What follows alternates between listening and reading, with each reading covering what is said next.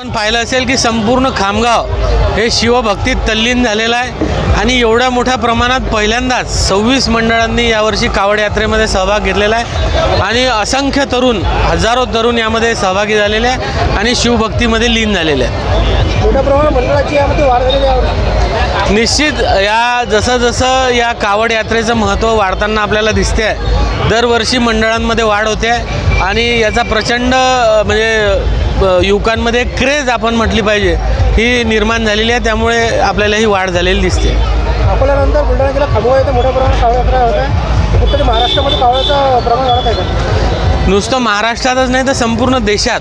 मी आपल्याला जसं सांगितलं की एक काशी कॉरिडॉर डेव्हलप झाला आहे, केदारनाथ यात्राची जी सुकरपणे होते आहे, या सगळ्या गोष्टींच्या भूमिकेमुळेच कुठंतरी शिवभक्ती सर्व तरुणांमध्ये वाढताना आपल्याला दिसते आणि अकोल्यानंतर आज खामगाव आपण पाहतो की मोठ्या प्रमाणात हा सोहळा संपन्न होतो आहे आणि याच्यामध्ये भाविकांचा, तरुणांचा खूप मोठा उत्साह आपल्याला पाहायला मिळतो।